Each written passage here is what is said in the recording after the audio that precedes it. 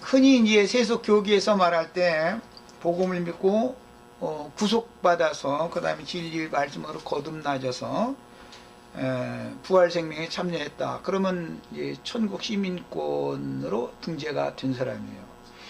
그런데 영적으로 또 신앙생활을 잘못하다 보면 도로 죽을 수가 있다. 지금 그 얘기거든요. 죽으면 지워버리는 거예요. 예.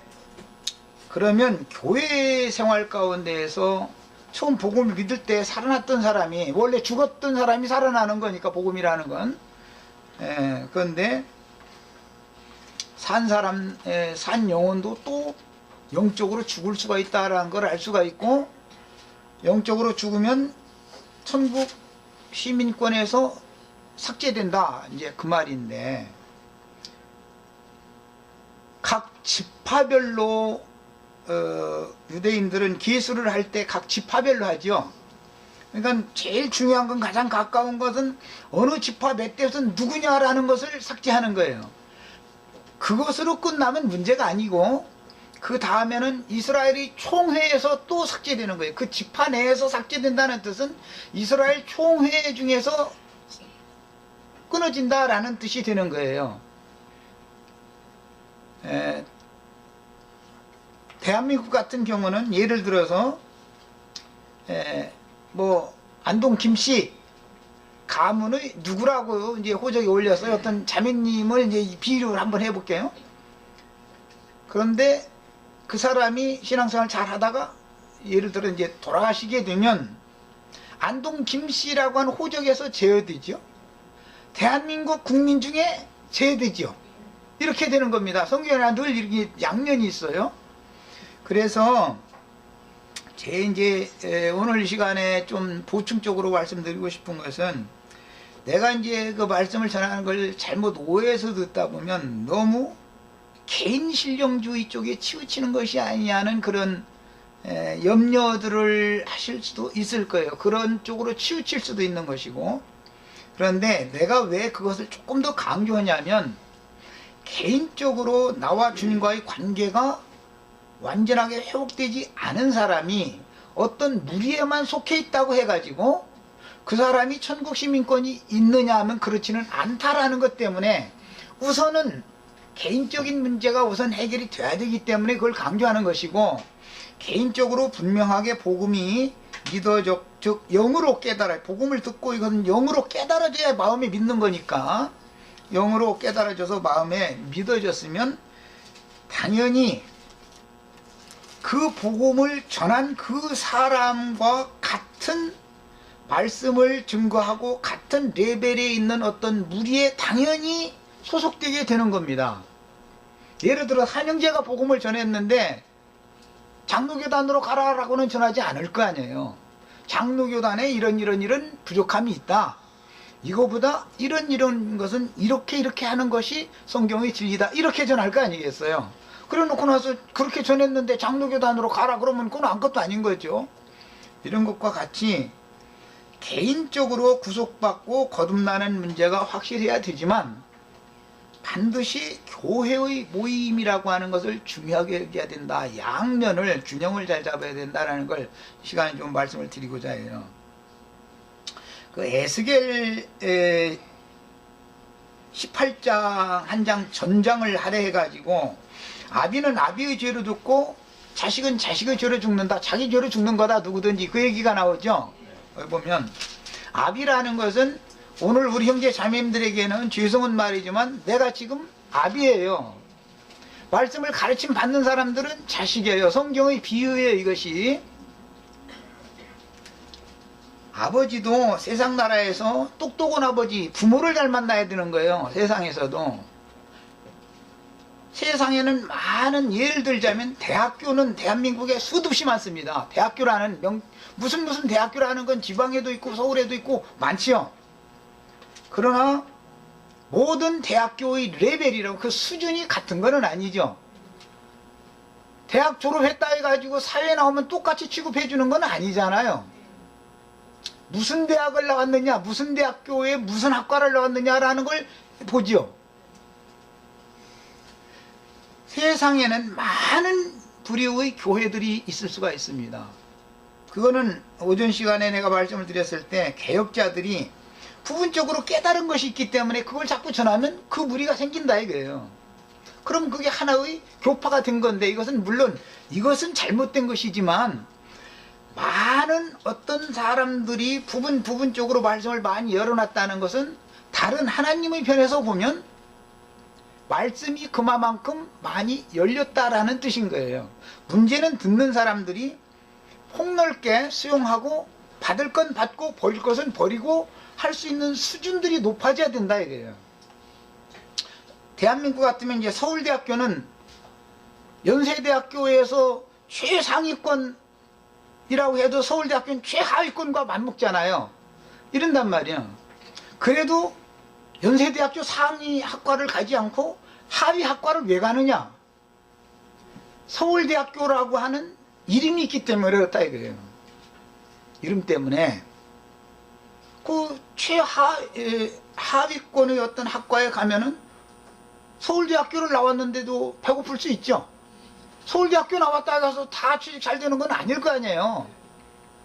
차라리 그보다 조금 못한 레벨의 연대나 그보다 조금 못한 고대나 뭐 아니면 서강대나 뭐 이런 데 가서 상위 어떤 학과를 졸업을 하면 취직하기가 더 쉽죠. 차라리. 그래도 서울대학교의 하위권으로 내려갈수록 경쟁률이 더 상위권 학과보다 하위권 학과가 더 경쟁률이 세죠. 그것은 교회 생활이라고 하는 것이 얼마나 중요한가를 예로 들어드리려고 내가 이 얘기를 하는 거예요. 어떤 모임에 참여를 하면서 어떤 말씀을 가르침을 받는다. 서울대학교의 교수와 다른 어떤 대학교의 교수가 수준이 다르단 말이에요. 가르치는 사람의 수준이 달라요. 교습을 받을 수 있는 학생들의 수준이 또 달라요. 아무나 서울대학교 갖다 앉혀놔둬 가지고서 서울대학교 교수가 하는 말을 다 알아듣느냐? 못 알아들어요. 그럼 사람은 자연히 자기 못 견뎌나오면 자기가 자퇴하는 거예요. 다른 자기 수준에 맞는 데를 가야 되는 거예요. 이와 같습니다. 하나님의 나라의 이치도 똑같습니다. 교회라고 하는 많은 모임들이 있지만 교회들마다 수준이 다 같은 것은 아닙니다. 7교회가 있을 때 7교회가 다 획일적이고 일률적인 것은 아닙니다. 뭐 간단한 예로 5교회에 대해서는 책망의 말씀이 있고 2교회에 대해서는 책망의 말씀이 없어요. 그 중에서도 한 교회에 대해서는 칭찬만 하셨어요. 교회들마다 수준이 다 다르다는 걸 알 수 있는 것이죠. 단적으로 알 수 있는 거예요. 그러니까 우리가 이제 신앙생활을 할 때는 어떠한 교회에서 신앙생활을 하느냐라는 것도 굉장히 중요한 겁니다. 그 수준에 있는 사람들에게는 그걸 가르쳐야 되는 거예요. 그 수준에 이르지 못한 사람들에게는 그걸 백날 얘기해도 속에 경 읽는 거예요. 그거는 소용없어요. 못 알아들으니까. 이런 것과 같습니다. 그래서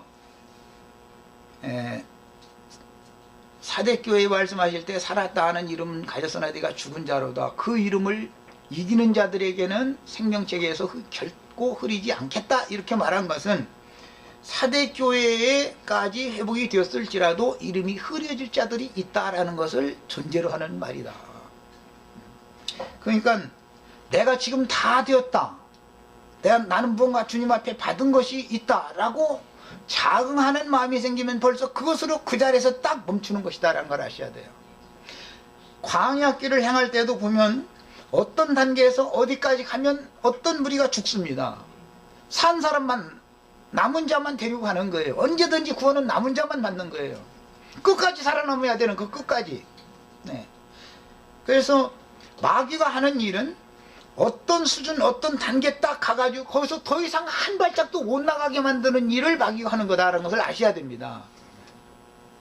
완전한 데까지, 온전한 것이라고 오늘 말씀이 번역이는 그렇게 했는데 완전한 데까지 나가야 되는데 완전한 데까지 나가려면 많은 단계들을 거치기 마련이고 어떤 단계에서 자기는 그 사람의 수준은 거기까지다. 더 나가는 말을 하면 못 알아듣기 때문에 못 알아들으면 내가 잘 이해가 안 되고 그 사람이 뭔가 지금 하는 말을 좀 더 나도 알아듣기를 바란다, 이런 겸손한 마음이어야 되는데 그 이단이다 딱 이래버린다 이거예요. 그러면 그 사람은 거기서 죽는 거예요, 이 얘기예요. 그러니까 이 복음을 전하다 보면 내가 이제 계속 강조한 바는 로마교의 가장 큰 악한 교리라는 건 삼일체 교리, 삼일체 교리에 근거해서 교회라는 걸 세웠기 때문에 교회가 세워지는 터는 예수 그리스도께서 부어주신 믿음의 터 위에, 그리스도 위에, 그리스도 예수의 믿음 위에 교회를 세우는 것이지, 무슨 인간이 지어낸 삼위일체의 신이라고 하는 어떤 교리를 기초로 해서 교회를 세우는 게 아닙니다. 터가 잘못된 거예요. 시작이 잘못된 거예요. 그거는 무너지게 돼 있어요. 그건 반석 위에 지은 집이 아니기 때문에. 그리고 그 사람들은 교리 위에 집을 짓는 사람들은 그 사람이 분명하게 복음을 믿어서 구속받고 진리의 말씀이 믿어져서 거듭났느냐, 구속받은 사실이 확실하냐, 이것을 보는 것이 아니고 자기네들의 교리, 자기네들이 특별히 주장하는 교리를 수용해주고 그것이 좋다고 거기에 나오는 어떤 무리 중에 속하느냐, 이걸 자꾸 본다 이거예요. 그러다 보니까 외형적으로는 많은 사람이 모이지만 실제 내용에 있어서는 전부 가라지들일 수가 얼마든지 있는 것이다 이거예요. 이렇게 중요한 겁니다. 그러니까 시간이 너무 이제 다 돼서 마쳐야 되는데, 그 이은 말씀에 보면 일곱 영, 일곱 눈 이런 얘기도 나왔는데, 그게 이제 저 계시록 19장에 보면 대언의 영들이다 그랬어요. 온 땅의 주 앞에 모셔서 있던 보냄받은 하나님의 종들이고 대언의 영들이다 그랬어요. 이게 추수꾼들이라고도 그러고 뭐 나팔 부는 자들이라고도 그러고 증인들이라고도 하고 이제 여러 가지로 표현했어요. 하나님의 눈이 7개가 달렸다 그 말은 아니잖아요. 7교회, 온 땅에 있는 모든 교회들에게 주님께서 계시를 본 사람들, 계시를 받을 만한 사람들을 보낸다 그 말이지, 그들이 가면 대언을 하는 거예요. 주님께 계시로 받은 것, 말씀을 들은 것을 증거를 하기 마련인 거예요. 자기가 들은 것, 만진 것, 깨달은 것 이상은 하라고 해도 할 수가 없어요. 아까 피 흘림의 율법에 관한 말씀을 잠깐 하다가 다 못했는데, 행위를 강조하는 데 가서는 마음에 믿는 것을 말하지 않습니다. 행위를 내 앞에서 완전히 행해라 이거 할 때는 할례를 받으라 그래요. 할례라는 것은 피 흘림의 율법인 거예요. 그 전에는 짐승을 잡아서 애만 짐승을 죽이죠. 제사장 네 자신이 육적 생명이 죽는 피 흘림이 직접 너한테 있어야 된다. 그게 모든 사람은 믿었지만 피 흘리기까지 싸워야 된다 이 말이에요. 이게 복음이에요. 이것은 완전한 데까지 나아가기 위해서는 반드시 할례를 행해야 되는 거예요. 광야에서는 할례를 행한 일이 없습니다. 가나안 땅에 들어가서 길갈에서 20세 이상 된 사람들에게 할례를 행하는 거예요. 그 다음에 낫기를 기다렸다가 나면 그 다음에 전투에 투입시키는 거예요. 이렇게 합니다. 인간의 생각으로는 아니 전쟁을 하려면 말이야 멀쩡하게 해서 가서 뜀박질 잘하게 해가지고서 전쟁을 하게 만들어야지, 피를 흘리게 만들고 나서 아파 죽는다고 난리를 내게 만들다가 그 겨우 나오면 그때 전투에 투입하게 한다고 하면 인간적으로는 말이 안 되는 소리잖아요. 그게 하나님이 말하는 의도가 있다 이게.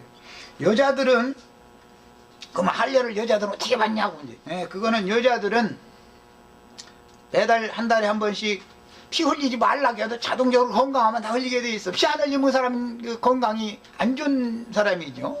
젊은 여자가 피를 안 흘렸다 그러면은 건강하지 않은 거예요. 상징이요, 이게 다 표상입니다. 모든 인간들은 여자로의 상징이 되기 때문에 주기적으로 자기가 잘못한 거에 대해서 하나님이 은총을 입혀주셔서 빛을 보내주시면, 아 내가 이 한 달 동안에 이런 걸 잘못했다 하고, 한 달에 한 번씩 1년 12달 돌아가면서 한 번씩 계속 잘못 저지르고 나서 자기의 부정에 대해서 회개하고 돌이키고 또 회개하고 돌이키고 를 반복하는 게 일반적인 은총이라는 거예요 이게. 그런데 할례 받은 참 남편의 참 아내인 참과부가 되려면 이제 60이 넘어야 된다, 이제 신약에서는 이렇게 표현했는데, 경수가 끊어진 지가 확실히 끊어져서 60 넘은 사람이 경수를 계속한다 그러면 그것도 곤란하겠죠. 남편이 감당 못하니까 얼마나 곤란하겠어. 가정사가 좀 그것 때문에 좀 사이가 좀 안 좋아질 수 있겠지. 이런 것도 자연스러운 생명의 이치다 이거예요. 그래서 할례 받은 아브라함의 아내는 경수가 끊어진, 확실하게 끊어진 사라가 정식 부인이 되어져서, 그게 하나님 볼 때는 처녀단 말이에요. 깨끗한 여자다 이 말이야. 이제는 더 이상은 피 흘릴 필요가 없는 여자다 이거예요. 피를 계속 흘린다라는 것은 아직 죄가 끝나지 않았다라는 걸 말하는 거니까, 또 뉘우치고 또 뉘우치고 회개하고 육의 생명을 쏟아낸다라는 것은, 그 피를 흘리면 흙으로 다 덮지 않아요. 옛사람을 장사시키는 걸 상징하는 거잖아. 그런 거예요. 이처럼 피 흘림의 영적 체험이 있는 사람이래야 행위의 완전함을 하나님 앞에 볼 수 있는 거예요. 생명의 열매에 대해서 많은 말들 합니다, 사람들이. 그렇지만 피 흘림이 없으면 죄 사면이 없는 건데, 피를 여전히 흘리고 있으면서 생명의 열매를 논하는 것은, 그것은 성경의 진리를 몰라서 그런 말을 하는 거예요. 여전히 육신에 속한 천연적인 사람의 어떠함이 묻어나오게 돼 있어요. 그 열매라는 것이. 그건 완전한 게 아니에요. 하나님이 그걸 완전하다고 보는 게 아닌 거예요. 이 말을 잘 이해를 하시길 바랍니다. 여기까지 하고 마치겠습니다. 자, 기도하고 마칩니다. 사랑하시는 주님, 오늘 우리 한영배 형제님 부부 교회의 모임에 참여시켜 주셔서 그 안에 잘 지내고 있는 이런 안부 소식을 함께 들었고, 기쁜 마음으로 형제 자매님들을 함께 이렇게 말씀을 들으면서 누림을 갖게 하신 것 감사해 드립니다. 이제 그 부부가 세상사보다는 어떻게 하면 한 사람에게라도 더 사람을 설득시키고 복음을 전할까, 이런 강한 부담을 하나님 주신 줄로 믿습니다. 사람들을 붙여주시고 지혜를 주시고 또 지식의 말씀도 더 주셔서 사람들을 옳은 대로 돌아오게 하는 그런 주님의 사역의 일에 크게 다 쓰임을 받을 수 있도록 복을 주시길 주름으로 기도합니다. 아멘. 아멘. 자, 마칩니다.